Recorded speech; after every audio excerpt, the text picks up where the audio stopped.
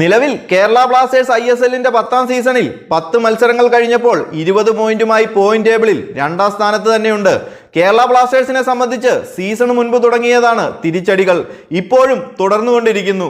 അത് താരങ്ങളുടെയും കോച്ചിന്റെയും പരിക്കുകളായിട്ടും വിലക്കുകളായിട്ടും. ഇപ്പോഴത്തെ ബ്ലാസ്റ്റേഴ്സിന്റെ നായകൻ ലൂണയെ തന്നെ പരിക്ക് കാരണം ടീമിന് നഷ്ടമായിരിക്കുകയാണ്.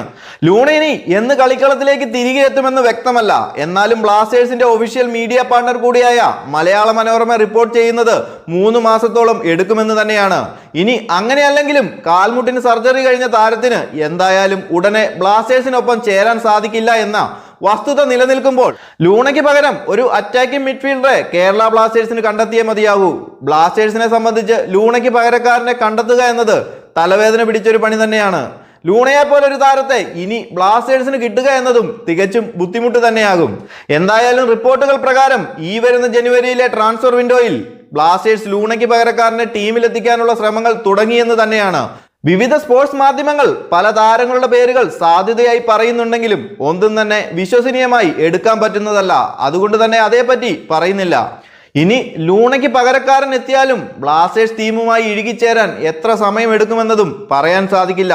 എന്തായാലും ഇനി മുന്നോട്ട് പോകണമെങ്കിൽ ലൂണയെ പോലെ മികച്ചൊരു അറ്റാക്കിംഗ് മിഡ്ഫീൽഡർ ബ്ലാസ്റ്റേഴ്സിൽ എത്തിയേ മതിയാകൂ.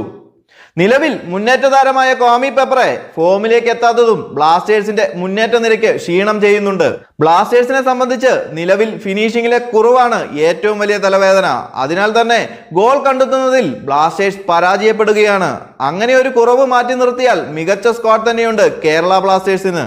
മധ്യനിരയിലും പ്രതിരോധ നിരയിലും മികച്ച താരങ്ങൾ തന്നെയുണ്ട്. എന്നാൽ താരങ്ങളെ വേണ്ട വിധം ഉപയോഗിക്കുന്നില്ല എന്നതാണ് മറ്റൊരു പോരായ്മയായി തോന്നുന്നത്. ബ്ലാസ്റ്റേഴ്സിന്റെ ഹെഡ് കോച്ച് ഇവാൻ യൂക്കോമനോവിച്ച് ആണെങ്കിലും അസിസ്റ്റന്റ് കോച്ച് ഫ്രാങ്ക് ആണെങ്കിലും താരങ്ങളെ വേണ്ട രീതിയിൽ ഉപയോഗിക്കാതെയും പ്രോപ്പർ സബ്സ്റ്റിറ്റ്യൂഷനുകൾ നടത്താതെയുമാണ് ഓരോ കളിയും മുന്നോട്ട് കൊണ്ടുപോകുന്നത് എന്നാണ് എൻ്റെ ഒരു വിലയിരുത്തൽ. ഇനി വേറെന്തെങ്കിലും പ്ലാൻ കണ്ടുകൊണ്ടാണോ ഇങ്ങനെ കളിപ്പിക്കുന്നത് എന്നും അറിയില്ല.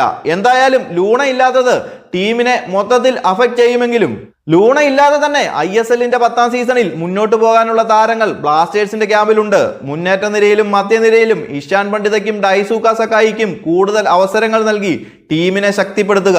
അതിനോടൊപ്പം ഒരു മികച്ച അറ്റാക്കിംഗ് മിഡ്ഫീൽഡറെ ബ്ലാസ്റ്റേഴ്സിന് ടീമിലെത്തിക്കാൻ സാധിച്ചാൽ ISLൽ ഒരു തിരിഞ്ഞുനോട്ടം ഇല്ലാതെ തന്നെ കേരള ബ്ലാസ്റ്റേഴ്സിന് കുതിക്കാൻ സാധിക്കും.